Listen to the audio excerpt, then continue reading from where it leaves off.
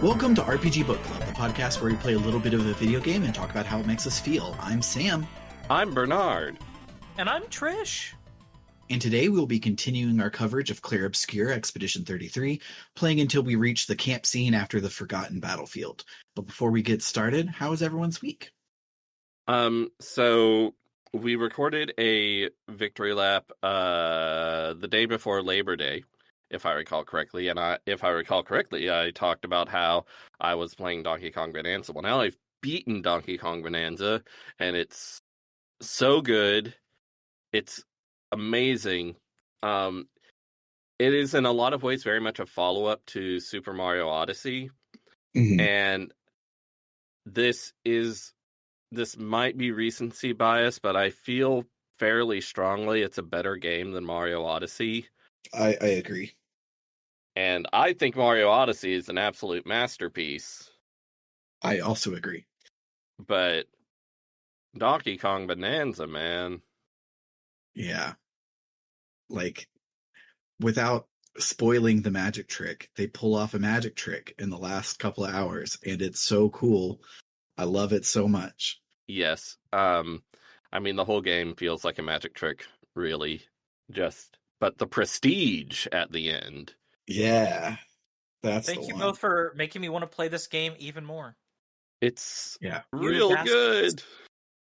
Yeah, oh my gosh, it's so fantastic. And it's fantastic even if the secret surprise bonanza that they didn't tell you about in any of the marketing sucks real bad, and I only used it when I was required to, and I never went back for it. Yeah, it's not the best. No. I want to say more about that, but if it's a spoiler, I probably shouldn't. But I do have a sort of a joke about it. I'll tell you later. So for the past few days, it's come time to play video games, and I've been like, well, I can't play Clair Obscur because I've already done all the optional stuff, and I can't play ahead, so then I'd feel bad.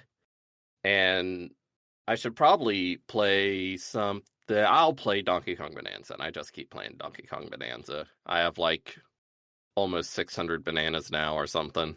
Yeah, I'm excited to do the post game because there's an extensive post game because these are the people that made Mario Odyssey, and I haven't touched it since I beat it that night, but I want to go back and get all checks notes 1,600 collectibles in this game. Is it that many? Yeah, it's like 700 something bananas and 600 something fossils, which would add up to about 1,400. I said 700 and 600. That's 13. Yeah, but you said 700 something and 600 something, so that would be around 14. Yeah, who knows? It's a bunch. And you had originally said 16. But it's a ton. Is the point? Yeah, I don't have it in front of me. It's a fucking lot. Yeah, and it's not technically more than Donkey Kong 64, but Donkey Kong 64 didn't have gold. It had colored bananas, and all of the totals I can find include the number of colored bananas.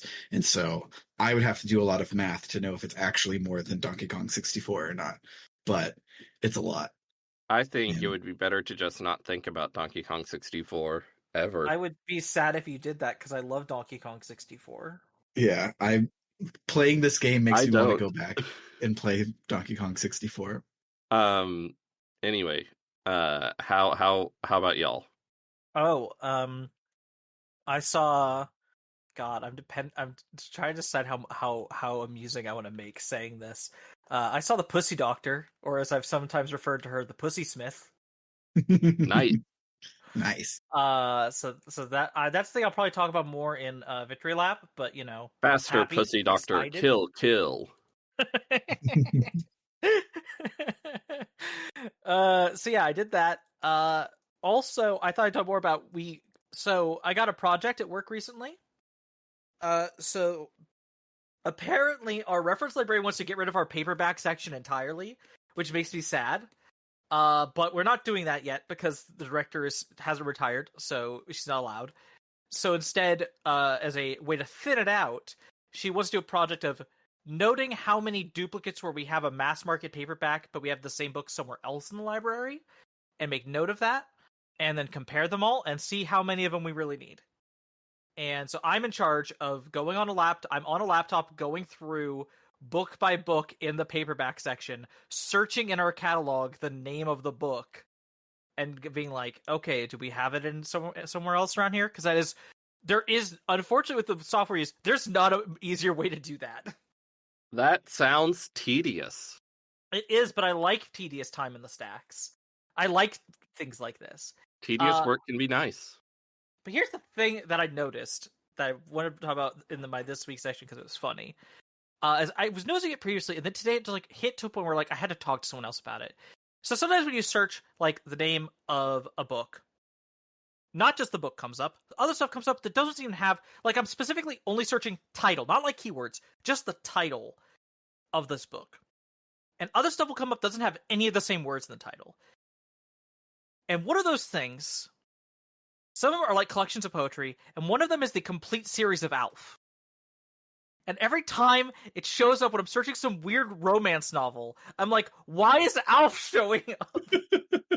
Like and I seeding realized, pussy. Maybe, but oh god, I just wrote the joke you made. Excuse me while I die. That's the one thing I know about Alf is eats cats. I know, but your timing was perfect. I figured it out. I asked someone else, the reference librarian, as we put it together, both, I kind of had an inkling it was this direction. It's because for some reason, not all shows do this, because if more shows did this, I'd have this with more shows. It seems like it's just Alf and Riverdale, our catalog thing of them. In the title area, it doesn't have just the title of the series. It has the title for every individual episode is in the title field. And so will come up if you search for anything with the same words. Wow. That's ridiculous. It's the same reason the collections of poetry come up, is because they must, in the title field, have the name of every poem in that book of poetry. Oh my gosh. And I get why, if you, with the poetry at least, if you know the poem you're looking for, but you don't know what book it's collected in, just searching the name of a poem and being able to find a book it's in, that's good. I like that. That's a good way to find it. But I don't feel like that's the thing with the episodes of TV. I don't think anyone's going, God, what? I just know the name of the episode of this. I don't know that. I don't know it's from Alf. I just know the name of an episode of TV I saw. Right? Who was that weird orange thing on it? Is Alf orange? He's yellowish orange, brownish, yeah. Anyway, Sam, what have you been up to? Oh, real quick. So there's 777 Banandium gems. There's 696 fossils, and technically, also we could count the 110 music discs, which you get sort of randomly. So if we count all those, it is 1,583. So your 1,600 guesstimate was right on the money. Look at me go. I think I had added everything up and stored the 1,600, but didn't store my math. And so I was falling apart trying to prove it, but the number was close. But yeah, as for me this week, on Saturday, we went to the Ren Fair as a family, and it was a nightmare. But no. I could tell it would be fun, and I would be enjoying myself if my kids were not my kids. So they, of course, wanted to do rides, and by wanted to do rides, I mean they wanted to take my money, give it to the lady, and then puss out of the ride at the last second. And so there was a whole lot of standing in line and a whole lot of just being swamped with people because it was the last weekend. So everybody who wanted to go one more time was there, basically. And what I wanted to do, and I felt it in my whole body, is they have a thing called Ren Quest at ours, which is basically an escape room mixed with what's the failed theme park in Utah that had a story to the theme park? I have no idea what you're talking about. That's not my hyperfixation. I only know because I watched the Ginny Nicholson video on it, and Brandon Sanderson bought it after they went out of business. 'Cause I don't know, he hasn't announced what he's doing with all that land he bought, but I do think it's funny that those two halves of my YouTube binging and Brandon Sanderson fangirling overlapped. But anyways, so they it's like a escape room, but then there's lore to it, and you can do the escape room a couple of times to like dig deeper into the lore and things like that. And they have different storylines that go on at different times of the season, and that looked really really cool. You have to be 12 to do that. I didn't do any of that. There were a lot of shows to watch that were not safe for kids, and I would have loved to just park down and watch a couple of those. And then there was a whole bunch of shops and ambiance that I would have liked to stroll and take it all in, but my kids were bored and wanted to do something, so I had to walk through it to go to an activity. And so I am excited to go again next year with the Polycule and maybe go with the kids later. They had fun, so I don't want to just rob them of it. But my Ren Fair weekend will not be a kids weekend because it was kind of a nightmare. But I got a really high quality leather journal cover, and therefore I can have this really awesome leather wolf journal for the rest of my life. Buy leather things because you only have to hurt one cow to do it, and then you can have it forever. Because Instead of putting tons of plastic into the environment every fucking year. Yes. So I hate fake leather so much. It's so bad too. It's not even like comfy. It like nothing about it is pleasing. It just in the right light kind of looks like leather. But anyways, so I got one of those, which was awesome. I had some awesome ice cream, and I didn't have any awesome Ren Fair food because the kids are autistic, and therefore we had cheese pizza. And otherwise, as a cheese pizza liker, I'm feeling really attacked right now. Yeah, but if you were at Ren Fair, would you only eat the cheese pizza, or would you also eat like a turkey leg or a sausage on a stick or some other sort of Ren Fair food? No, yeah, you're right. Yeah, the fact that I couldn't get any of those things because I definitely was not going to wait in these giant lines twice. That wasn't happening. I had pizza. I mean, for me, I remember going to a zoo as a kid and being like, yeah, but I want the pizza. Like, I had a weird thing, like, even up to being a teenager, where it's like, I want to try the pizza at every place that, like, even places that are not pizzerias. I need to see what their pizza's like. What if it's good? That's me with chicken quesadillas. I have to try them everywhere just in case I find another good one, and I haven't. My hometown mom and pop Mexican shop is still the best quesadillas I've ever had, which sucks because usually your hometown sucks and you go to the big city and you find real things, but my hometown sucks for Trump reasons. It doesn't suck for Mexican food reasons. Yeah. I've only been to a handful of countries. I don't get the impression that I'm a world traveler, but I like to go to McDonald's in every country I go to and see how it's weird and different. Nice. You know what else is weird and different? I wasn't done. I was going to segue into the more stuff I was doing. You know what else is weird and different? Sam's life. Yes. Yeah. So the other thing that I was doing this week is because in the Discord, shoutouts to CW. CW just started playing Etrian Odyssey 3, and I realized I hadn't finished it.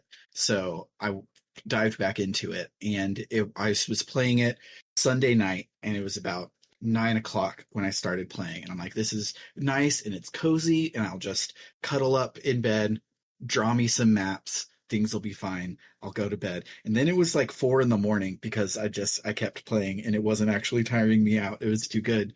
And hot take, Etrian Odyssey is a good game.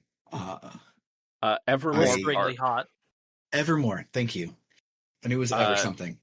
There's a section on its Wikipedia page. It has like the intro, it has history, it has features, and it has Taylor Swift litigation. Yep. They stupidly tried to take on Taylor Swift because any publicity is good publicity. But No. no, You don't want to take Don't on do Taylor that. Swift. No, that was a bad idea. But yeah, Etrian Odyssey is really good, and I think that everyone should play one of them so that they learn that dungeon crawlers are good actually, and then play a lot of dungeon crawlers. I got through the second stratum, which then there's a second town inside the dungeon, which is cool. And I haven't gone forward past that point because right before I got to that town, I got one of the special keys that locks the doors that I've come across and haven't been able to go to before. And so I'm going back and doing optional content, and it's all really, really hard. So, yeah, that's what I'm up to. Speaking of hard optional content, Sam's life, because I just heard you say also. Also, I met with my boss today on if I'm getting a promotion or not. That is hard optional content. Because of various reasons, they extended his get back to us time till Friday. So on Friday, I should know if I'm getting a small promotion or a big promotion. But in our meeting today, she was like, I don't know the time frame and I don't know the details, but I will absolutely make it right with how much you've been coming through for us. So I'm very excited for that. I just want to hear a number. I want to know. I want to know what it is. I want that number. Numbers. Speaking of numbers, let's watch. Yes. Let's talk about Mael's giant numbers this week.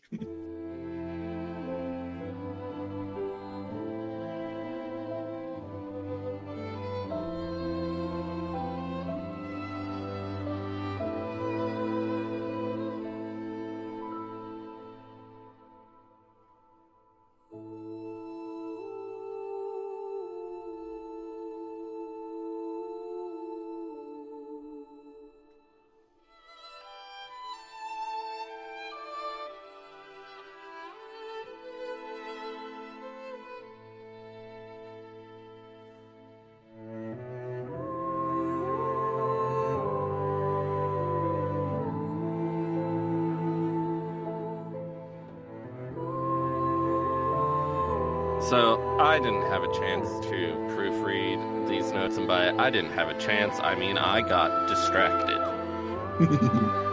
So maybe they suck. Let's find out together. The expedition rides SKA to the Stonewave Cliffs, but on the way they make camp and Mael has another nightmare. If you try to enter the Stonewave Cliffs, Mael's like, let's not. Let's make camp so I can have a nightmare. We see Alicia, we see the old man, we see a mysterious guy who I think showed up in the first nightmare. Now we see Mael at camp throwing rocks at the monolith. Gustav walks up and says she's been quiet ever since she saw those people. Real quick, I mentioned the scene takes place at camp.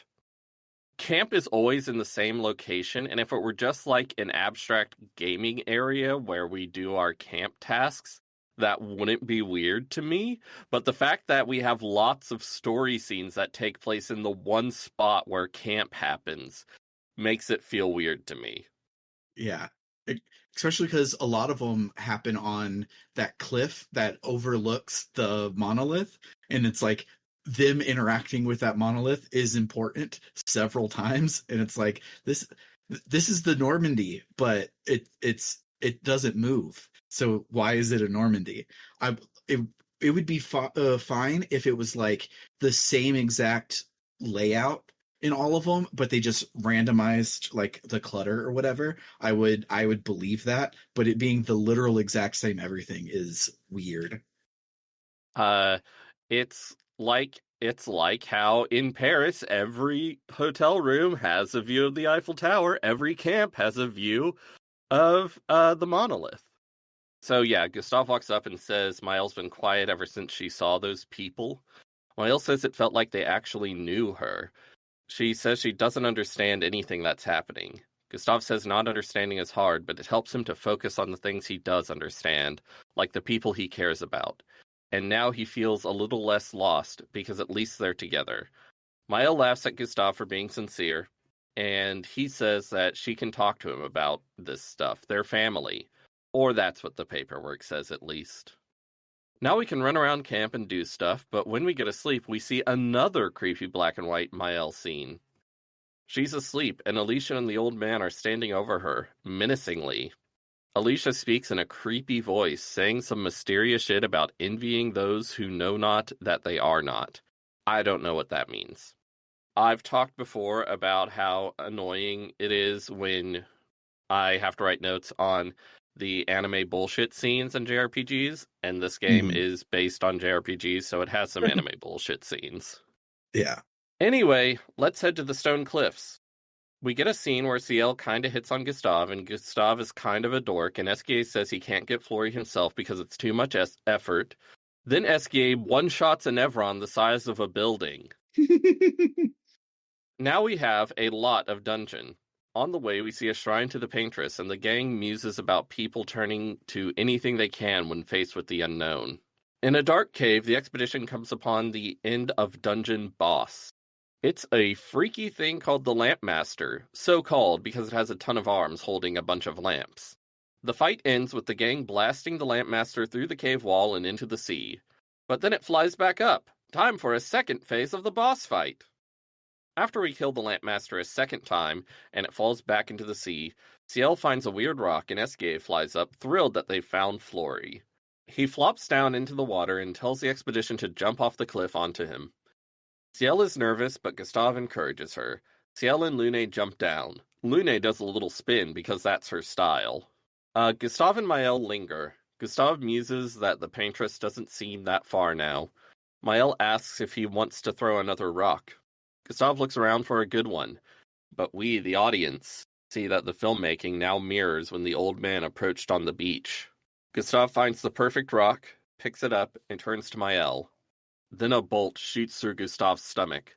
Mael watches in horror, splattered with Gustav's blood. Gustav tells her to run, but a barrier appears around her. She tells Gustav to run, but he shakes his head. He turns and faces the old man. Gustav asks why he's doing this. The old man just stands there. We enter a battle, but Gustav's attacks can't put a dent in him. Gustav says they've done nothing to him. They should be on the same side. Down on SKA's belly, Lune and Ciel can tell something's happening up on the cliff. They ask SKA to get them up there, but then the Lampmaster reappears. Back on the cliff, Gustav summons all the power he can into his mechanical arm and blasts the old man back into the cave wall. His arm falls to the ground, but the old man stands back up. Gustav says, "For those who come after, right?"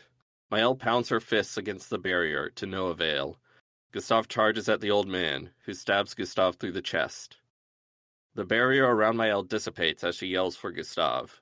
The old man tells Mael that though she doesn't yet understand, this is a kindness, not a cruelty. He does some sort of magic thing to Mael, and her soul is blasted out of her body, I think. Mm-hmm.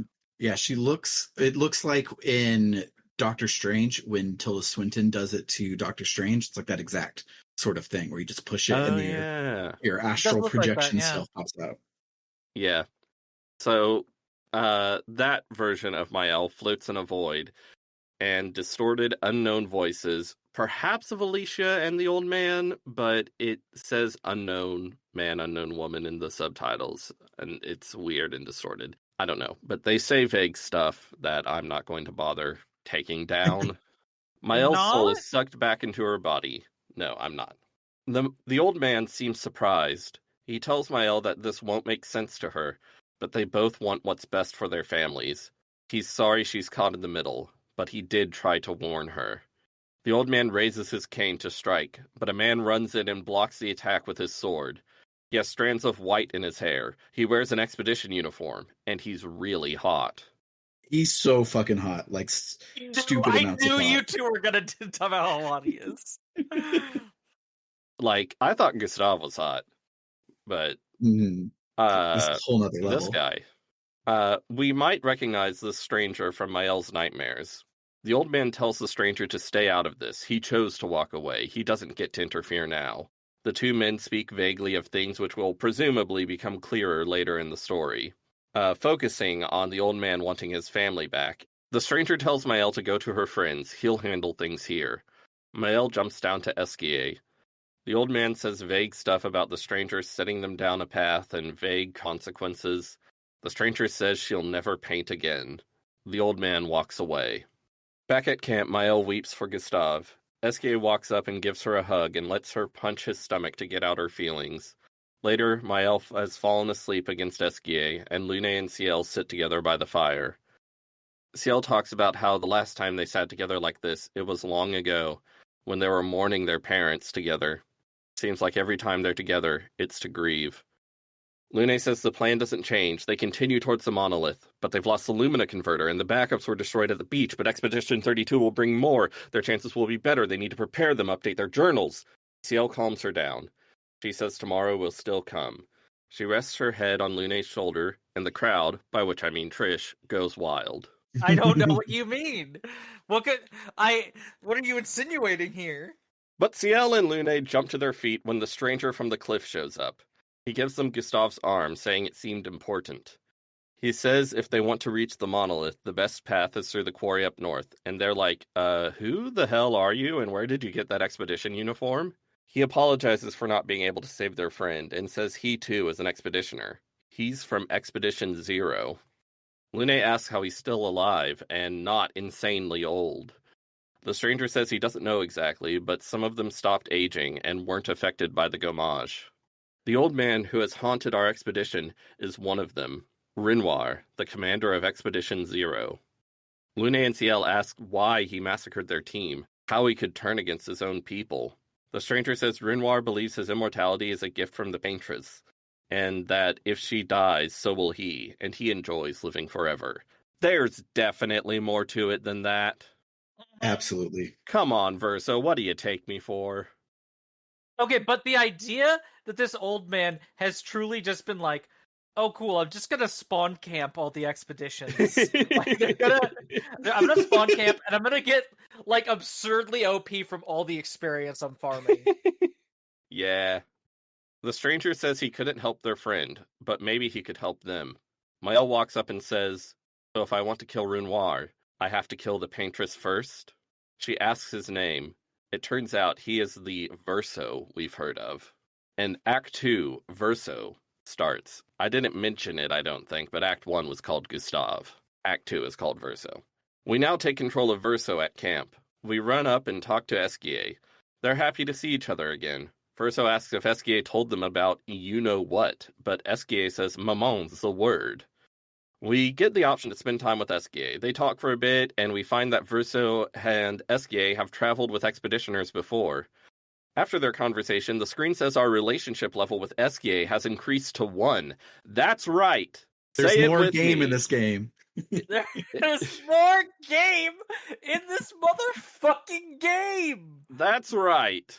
I'm gonna have complaints about this later, by the way. At dawn the next morning, Maëlle stares at the monolith. She starts throwing rocks at it. Verso walks up and apologizes for not arriving sooner. He tries to offer his condolences, but Maëlle doesn't want them. She says she's had enough condolences. She's lost so many families now. She asks him to go.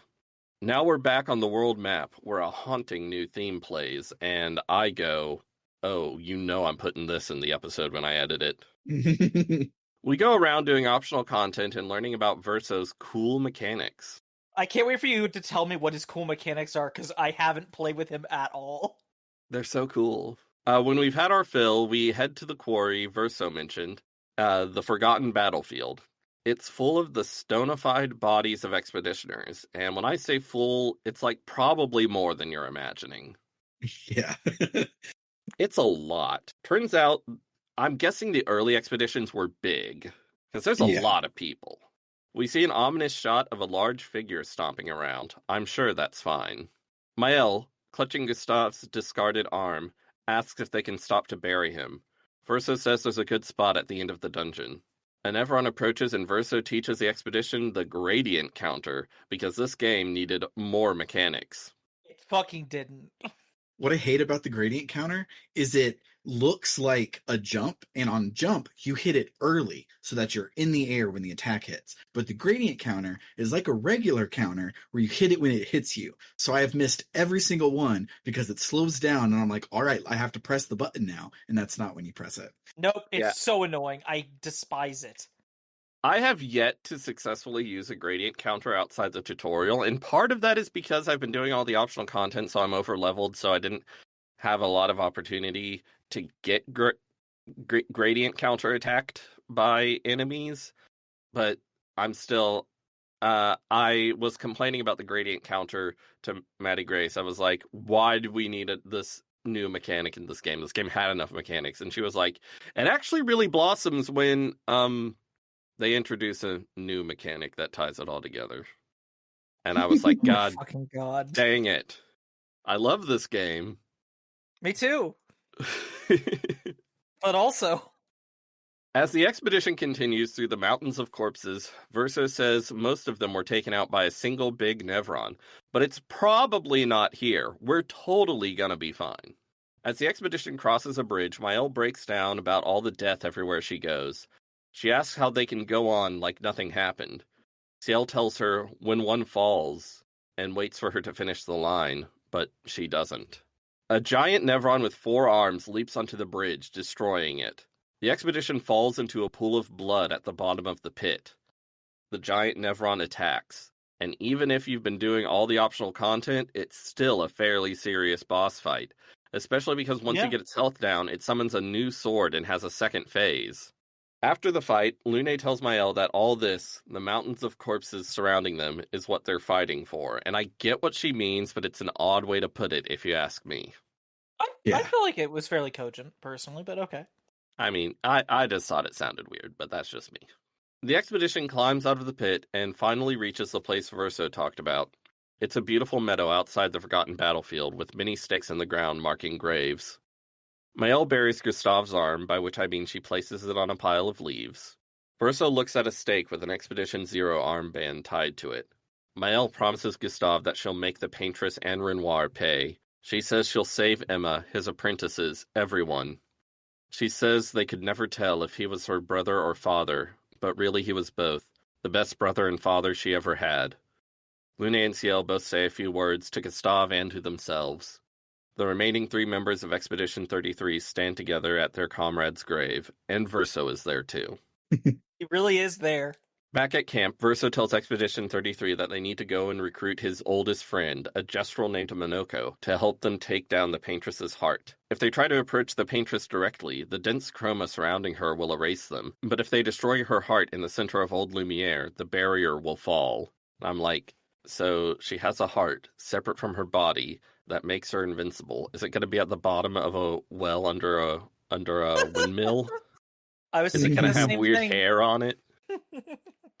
Lune and Ciel are amazed to hear that Old Lumiere really exists. Verso says he's traveled with many expeditions. He was with the 58s when they discovered Old Lumiere, but Renoir erased them before they could get further. Now we can go around camp and increase our relationship levels with Lune and Ciel. We can view a very romantic optional scene between Lune and Ciel. Yup. So good. I love it. After we select Go to Sleep from the menu, we don't go to sleep. Instead, we see Mael thank Verso for showing her where they could bury Gustave. Verso says he's buried friends there too. They talk about the worthlessness of condolences until Mael can't help but laugh at their gloominess. Verso asks why Mael joined the expedition at such a young age. She says out here seemed better than in there at the time. She was thinking of escape, not helping people. They talk about Gustave a bit, and Mael says she kept Gustave's 33 armband, so Verso can have hers. Mael says he's now an official member of the disaster expedition, and I have to imagine Verso is thinking how all the other expeditions have been disasters too. Same. I was thinking the same thing. Yeah, Verso's probably like, that's cute. Some of you are still alive at this point. You're doing a lot better than most. So next week we will go to Minoko's station and meet Minoko. But for now, let's listen to some of the new music from this week, and then we'll talk about our memorable moments.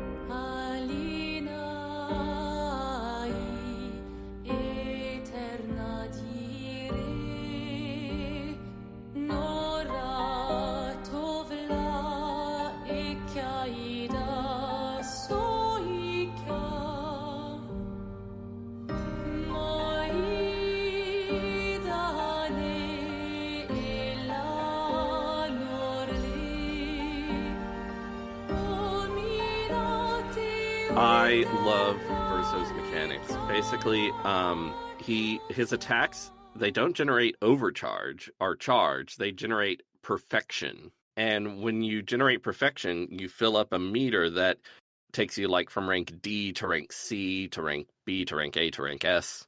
And what's interesting, and when you get to higher ranks, of course, you do more damage and stuff. Your perfection goes down if you take a hit, that kind of thing.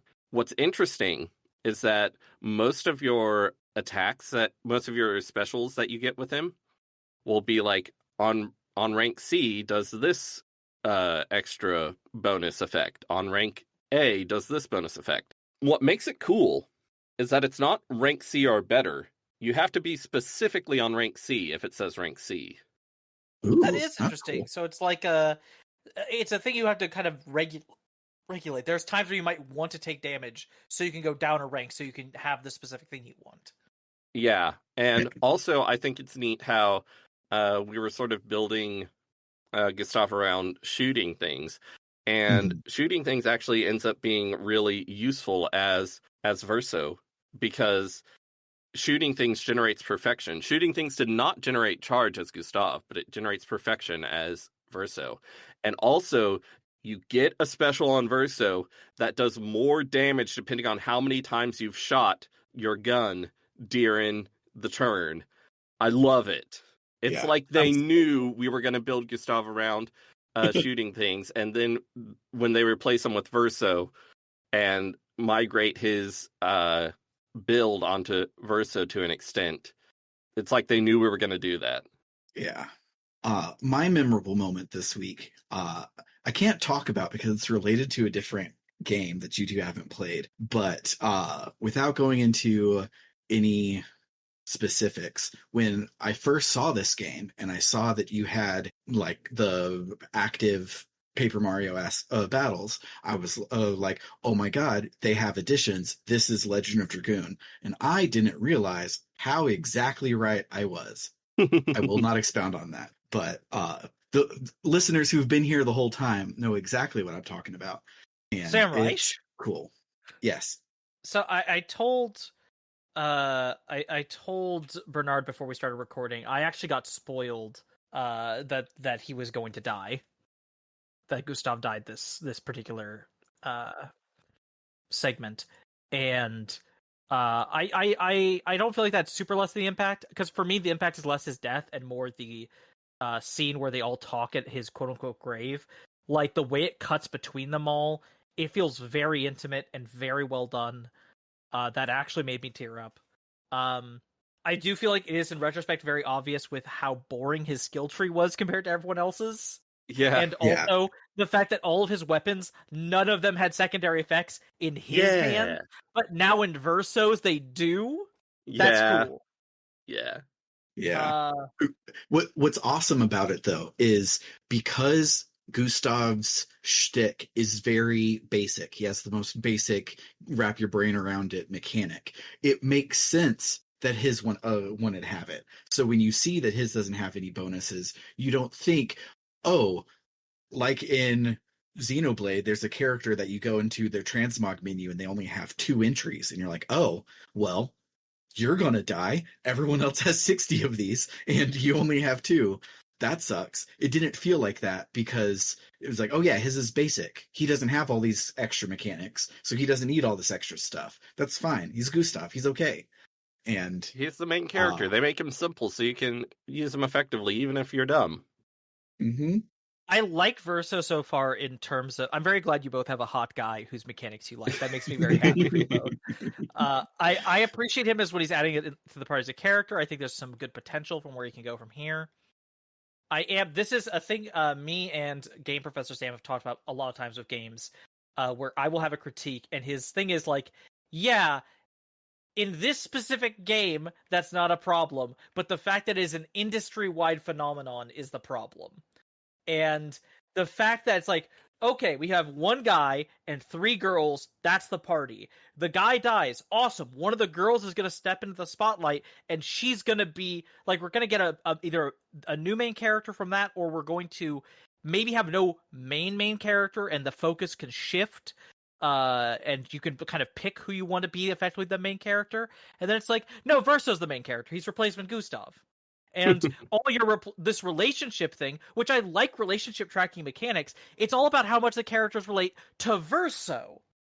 And part of me can see, well, yeah, because, the other characters don't know him very well. So they're literally starting at zero. They're getting to know each other through these conversations. That makes sense. And especially if we're going to build up to, like, how well you do bond with the other characters as Verso, having a real mechanical influence on the game, that makes sense. That's an interesting way of doing it. But also, it means that that through Verso is my own, like, I'm mechanically incentivized to have these interactions. And it would be great if, I wish there was a similar thing for the other characters. Like we talked about, you talked about the Lune and CL scenes, and they're great. It would be great if I got a tracker on them. It would be great if I got a track. Like, I want this to be Fire Emblem supports, I guess is what I'm saying. Like, I feel like that would, I'm not going to say work better, but it would feel less like, again, the only way to, the game is fixating on how these girls relate to the man. Mechanically, that's the incentive. And even the thing I said about, well, we are starting from zero, I feel like that doesn't even really work as an explanation, because Eskie also starts off as zero, and they're best friends. That's true. So that's my little complaint. It's not a huge issue, but it's like, it's annoying. It's just a little annoying. Similarly, where I thought you were going with this is, the guy dies, and you think that it's going to be Tifa's time to be the main character, and then it's not. They replace it with the guy. But the fact that they replace it with somebody we know nothing about and they made him the main character is so weird mechanically and cool, and I like it. So it's one of these, it's like, if this was the only game that did it, it wouldn't even be a talking point. We would just be talking about how weird and cool it is that we don't know our main character right now. However, it's the fact that Tifa was the only positive example of that I could think of. So It like I said, it makes me think of my time talking about Sam. I think we talked about it with Persona as well. This thing of, like, something can be done, and in the exact experience the game is going for, it's a cool thing that is neat and you like it. But also, as an industry-wide trend, it fucking sucks. It's like how a movie doesn't have to pass the Bechdel test. The Bechdel test is just there to draw attention to, there's a really huge trend in movies and this trend is really shitty. Yeah.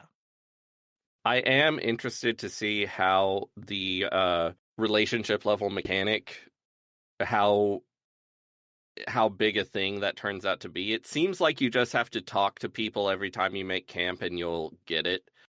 So it's not like a Persona thing. So we'll see what it does. I do like how you get your first relationship level with SKA and Lune and CL just by talking to them, and then you can actually get a second SKA level by this point. But you can't talk to Mael and get a relationship level with her because she's grieving and having a really rough time. But then at the end of this week, at the scene where she opens up to Verso, at the end of that cutscene, the relationship level increasing thing plays, and I love how that's a thing that's been happening for optional scenes that are more like a gameplay thing, but then it happens in a cutscene. I like it too. It's really good. Also, I do like how there's not a ton of it, but even though Verso is our main character, it seems like Lune is the leader of the expedition now. Yeah, I was talking about that with my sister's also playing through this game, and so we've been talking about it. She started before me, and I was talking about how after Gustav's death, like, it feels like anyone can kind of be focused on as the main character, but like Lune really feels like she's the leader of expedition, and she's like, I would have said more Mael. I'm like, well, no, Mael's not the leader. Mael feels like the protagonist. Lune is the leader. Yeah, she's the one actually trying to make sure they all keep doing the mission and are all alive as best as she can. And I love that for her. I love so much the little scene we get learning that her parents what was it? Was her parents went on an expedition while CL's parents just died in a gramage, and how it was at the same time, so they were able to come to each other for grief. And like it's set in friendship, I'm still looking at that like, yeah, sure. Yeah. Like the way that's like, wow, we comforted each other after that, and then like you just never called me again. It's like that's okay. Yeah. When I was that scene was very romantic.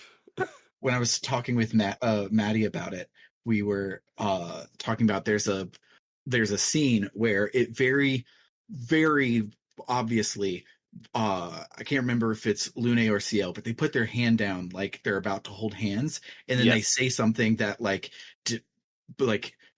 highlights the friction between them, and they cut to a close-up of her hand being back on her stomach. So it's like, oh, is this happening? Are we falling in love? Oh no, sorry, pull it back. And it was just such a good movement. I also noticed that. There's a lot of good filmmaking this week, in subtle stuff like that, but also in like big flashy stuff, like when Miles falling into the pit and we get that like crazy shot of her falling, and also when Renoir is approaching Gustave and Maëlle and the filmmaking gets all scary. Lots of good stuff. Yeah. I agree. So what I had a lot of fun before even getting to Forgotten Battlefield. Like it's like Act 2 time. Cool. Or not even Act 2 time. I'm gonna go play Vesquier for a bit. Yeah. I'm gonna go swim around. Swimming on SK is so fun because he moves so fucking fast. Yes. Mm-hmm. I also love swimming on SKA because he's always like, time to get wet. Time for a swim. Yes. Every time it's delightful. Going for a swim, you can find some really neat stuff. There's a bunch of optional things. There's this thing called the Paintress's Workshop, or the Portrait Workshop, or something like that. That is like, wow, this is clearly like we're getting like pokes at this. Like you can find 2 entrances so far in what we've covered. You can find 2 different entrances to this place. Each one takes you in a different path down to the same place through some platforming. And if you do it, you get different like lanterns. And I guess it is like you do all of them, and then you're gonna unlock a bonus boss. It feels like. I think is the long-term goal here. It's neat and weird and trippy and probably has lore implications. There's also, you can go back to the beach you landed on, where everyone died. I think it's supposed to be the case because you go there and the enemies there are the weird hand things from the cinematic. And they're hard as fuck. I didn't find that. It is cool. I went there and I tried fighting one. I went, no, I'm done. I'm not going to do this. Since you said it was so hard, did it say danger when you approached it? Because I did see a few things that said danger, and I didn't go in. Oh, I go in every danger thing.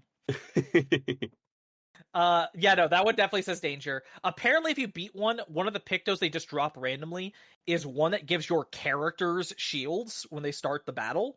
Oh. Which, nice. That would be ridiculous. It's also, I found a strategy you can use, combined with a Picto that's not accessible yet, to cheese a boss that I have spent multiple hours grinding on and haven't beaten yet. So there's this giant guy named Sprong, who's just a big dude in the ocean. And if you approach him, you can fight him. He has 2.1 million health. That's a lot. It's so much. I can currently do 120,000 damage if I'm really lucky in one move. And in general, I've gotten his health bar down by like a quarter, is my best shot so far. And it's like, he has the exact same, there's no randomness in this fight, basically, except for your own crit chance. Because he has a 5 phase of attacks, and it always goes, literally, stage 1, stage 2, stage 3, stage 4, stage 5. And I've learned how to dodge all of these attacks perfectly. For the first time ever, I'm parrying, because a stage 1 attack you can parry and get a counter on it, and it's really useful. It's like, all the individual pieces of this fight I have nailed. It is just that he has 2.1 million health, and so I have to constantly be doing great. Not all of his attacks are like party wipes. Some of them, like, they just hurt a lot. Like, you could take 2 or 3 of them on a character, but they also give, like, the exhaust condition, which really sucks to have. Oh, gosh. Yeah. So it's like, but then he has other ones, like his stage 1 attack, which I said is parryable, counterable. That's almost guaranteed a party wipe. Like, it is a fuck you move. It's his first thing he does. So I should stop, I should stop fighting him and I'm gonna have to, so because I want to do more of the game. But when I've done the next segment, I'm gonna come back and fight Sprong again because I want to beat him really bad. And especially because it's not just for bragging rights. He gives a Picto called Cheater. Cheater not only gives you over 1,000 extra health and a huge speed boost if it's equipped. By the way, I somehow missed that equipping Pictos gives you stat buffs, but using them as Luminous doesn't. I completely missed that part of the mechanic, and now I realized it and can actually use that for builds, and I was being dumb before. But yeah, I missed that for a long time too. I don't remember it being tutorialized, but it probably was. But probably was. There's just a lot of game in this game. There is. But anyway, it gives you those things. The other thing that Cheater gives you, if you equip it on a character, whenever it comes up as their turn, they go twice. What? Yeah, that's why it's called Cheater. And again, it gives you a huge speed boost, so they're just going to be coming up in the turn order more often anyway. I need to kill him. I need to. I also swear, because he has 2.1 million HP, the damage cap has to be broken in this game. Like, there has to be a point. I'm gonna guess it's gonna be the same point when those the locked bits of the skill trees currently are. Like, we're gonna get a point where those limiters are taken off of us, and the damage cap goes up to, I don't know, 99,999, maybe 900. I don't know. But I assume that has to be, because otherwise, why is there a guy with 2.1 million HP in this game? Yeah. Also, I mean, I'm already hitting the damage cap, not all the time, but fairly often. Yeah. I mean, Lune's my big ultimate move does 120,000 damage if I crit on every hit. Which, if Lune's at low HP with her critical thing where she gets a bonus on her crit rate. Her crit rate doubles at low health with that Picto, or that Lumina. I get a thing where her crit rate becomes 88%. So, like, 12 attacks all critting, it happens sometimes. Not super often, but sometimes. And when that happens, every hit is 9,999, and there's enough hits that it adds up to almost 120,000 damage. That reminds me, I was talking about how I didn't really like using Lune, so I was using CL instead. At one point this week, I was like, I think characters in the back don't get as much experience points, so I'll switch in Lune for a bit. I don't know if that's the case, but it seemed like Lune was a lower level. It definitely is the case. So I switched in Lune for a bit, and I found myself loving Lune mechanically. I have kept the weapon on her that gives her a random stain with each shot she does. Ooh, so that's fun. I just on her first turn, I do a few shots, then see what I can do, and it's really fun improvising on what cool stuff I can pull off based on which random stains I get. I am really enjoying it, and she has that one move. What's it called? Thermal something? Yeah, thermal transfer. Thermal transfer is so good. It's a mainstay. I never take it off. Yeah. Is it if they're burning, you get a second? If they're burning, turn? Yeah. It's 2 ice hits, and then if they're burning, you don't get extra turn. You get so it's if they're burning, you get either 2 or 4 AP. You get an AP boost. The extra turn is if you have the right stains. I think for that one you need earth stains or electricity stains. Is it earth? It's earth. It's earth, because I haven't found any earth moves that I like, and so I see that I'm like, oh. The first earth move, moves. Because I've made her build so ridiculous, like her might is obscene. Even that level 1 earth move is a hit all. It works really well for me because she does like 6,000 damage. So it's like, I don't get. Yeah, I'll hit everyone for less than she would do on a 1 hit, but I don't give a fuck. Yeah, I really like about Lune's playstyle is because she has the 4 different elemental things, her skill tree is like, which of these things do you want to specialize in? Or you could specialize in healing, or you could have the thing that's all elements. I got on her, one of my favorite things now is she has one thing called like Elemental Trick, where it's 4 hits, each of the 4 different elements, and if it crits, she gets that stain. Oh, so you get 4 stains. Yeah, so sometimes if I'm say really you've lucky. built her crit rate to be insane. Yes, if, like me, you made her crit rate redonkulous, then you can just start first star battle. Oh, I got 4 stains. Cool, next turn I'm going to do her ultimate move.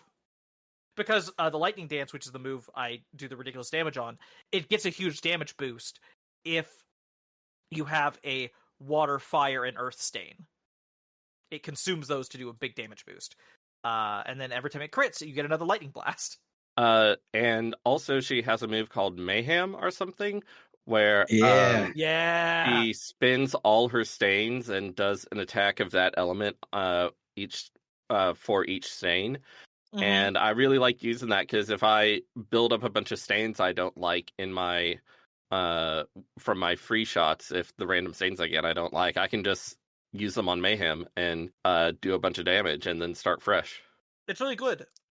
Also, like, each one has a different thing. Like, the Earth ones, when you get farther into Earth is all about break damage and high break damage.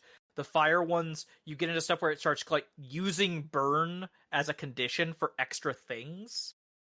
And then the Ice one, I don't remember what the Ice one really does. I haven't really poked that at all. Oh, I think the Ice one, I think, like, this ultimate, like, it also heals your party as it hurts enemies or something like that. I think. Again, I'm all lightning. I'm all lightning girl. And revive. Revive is good on her. Yeah, revive is very good. There have been some crazy pictos about like reviving. Oh, that, like, when you revive you get powerful? Yes, or when you revive you get 3 AP. Mm-hmm. You could build something around letting people die. So my CL build is currently about letting her die because she's a glass cannon. So if I miss a dodge, she's dead. But when she dies, everyone else gets powerful and everyone else gets AP. And then when she comes back alive, she gets AP and bonuses. So it's like, yeah, take all the hits you want. It's fine. It helps everybody else. I love this game. When one falls, we continue. When one falls, we continue. Also, I keep forgetting to mention, I love how when on the end of battle screen, it doesn't say press X to continue. It says press X, we continue. Yeah. Because everything in this game is those little catchphrases that there's a million of. Mm-hmm. Mm-hmm. So I said there's that one cheat build apparently you can do that makes that 2.1 million bastard way easier. And I'm guessing it would just make the whole game much easier. Is you give 2 of your people the thing where they start the fight with like 3 shield. And then there's a picta you can get that when the character dies, everyone remaining gets 2 or 3 shields, something like that. And so you have this thing where there's uneven shields, like 2 of your characters start with them, 1 doesn't. So when that character goes down, everyone else gets shield, revive. Basically, like, you just get into this loop of like you can never ever 2 of your party members are always protected, and the other one just keeps going down. Beautiful.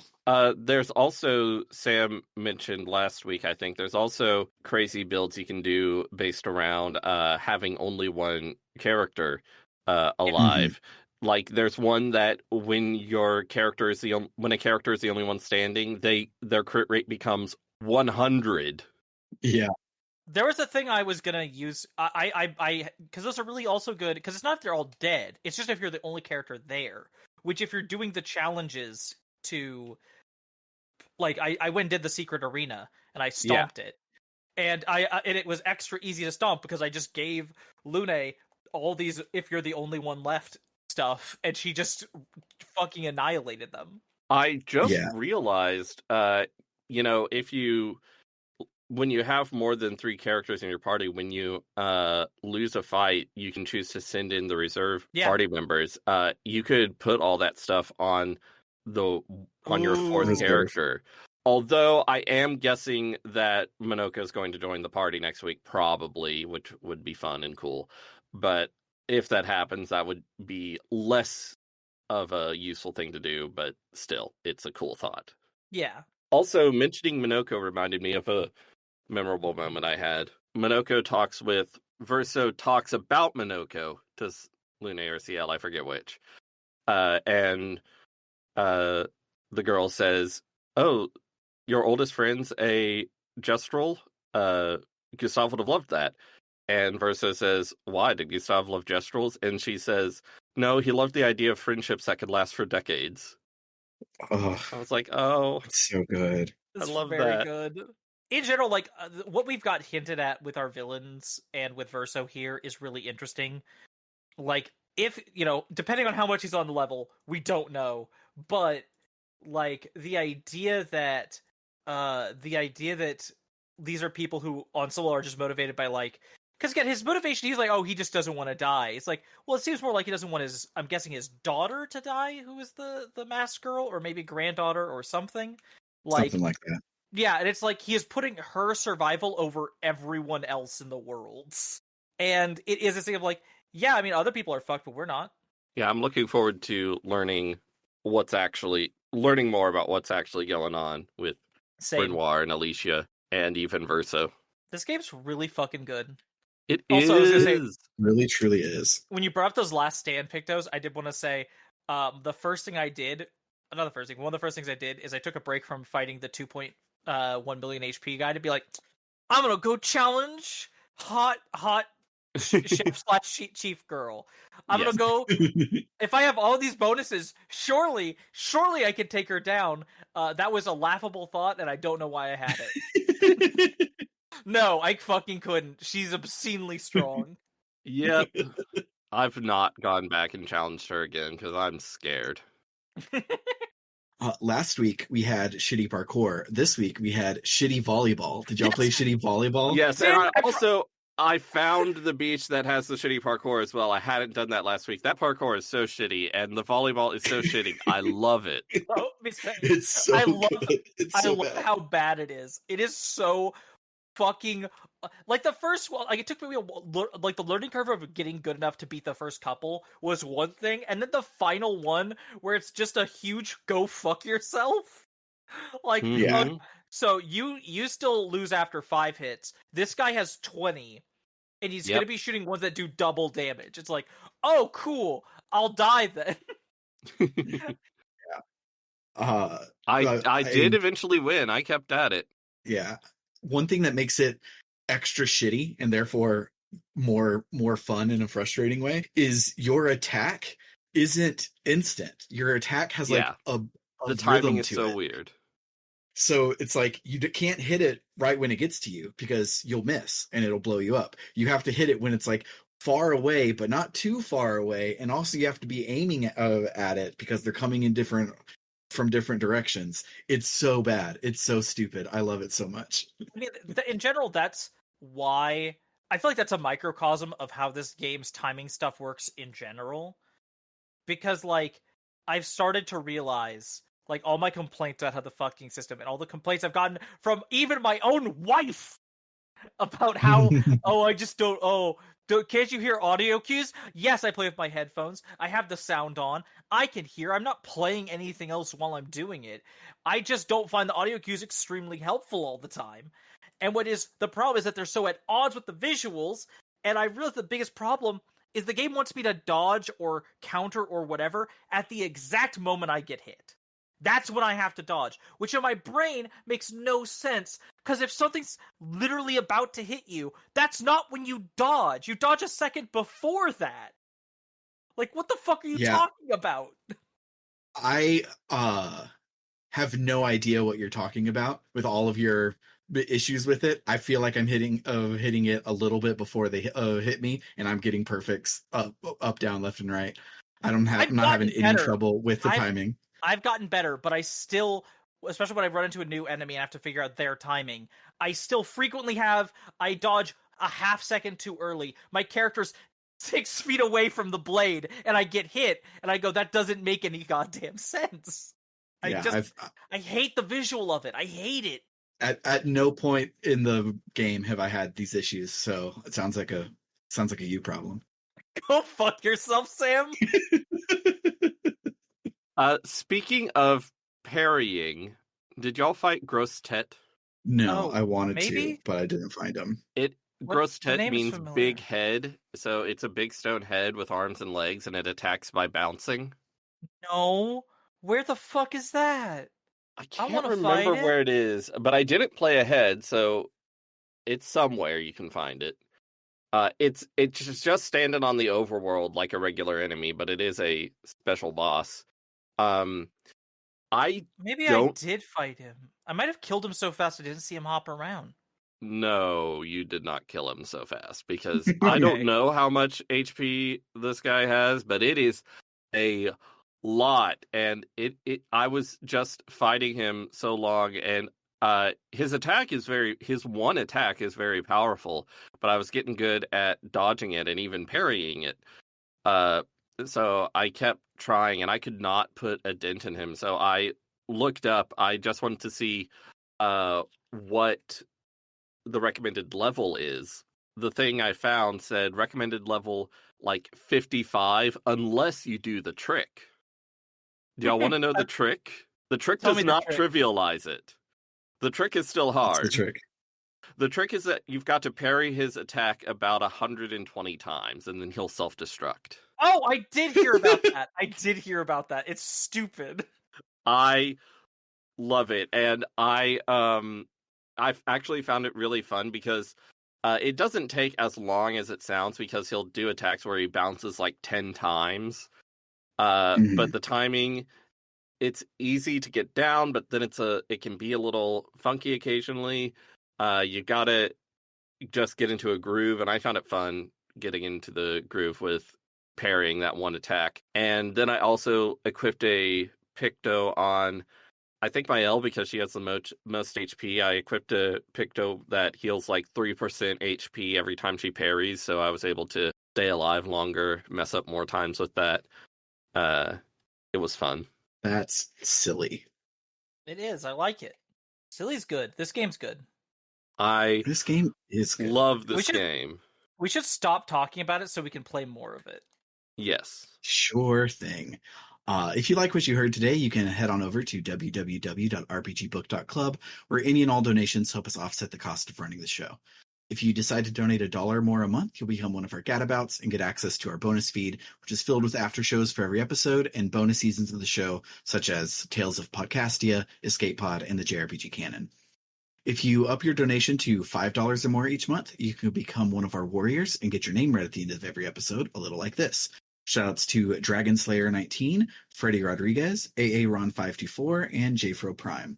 And then if you really, really love us and you want to be a luminary, you can donate $20 or more a month and get a short one-sentence shout-out or advert read at the end of each episode, a little like this. Shoutouts to El Tantavi, who wants you to check out Aftermath.site, a worker-owned, reader-supported news site covering video games, the internet, and the cultures that surround them. Shoutouts to Kale Dranas, who says to check out Podcasters Assemble. It's a documentary-style, crowdsourced, movie hype and rewatch podcast. Every season, podcasters from around the world are assembled to review, reminisce, and riff on a popular franchise. And shoutouts to Vimk, who says she propelled herself backward, out of the way of his boot and his huge, hoary hands. And shoutouts to It's Clair Time, who says, for you TTRPG nerds, check out Fabula Ultima. I'm not affiliated with the game, I just think it's neat. For RPG Book Club, I've been Sam. I'm Bernard. And I'm Trish. Toodaloo, folks. Bye-bye.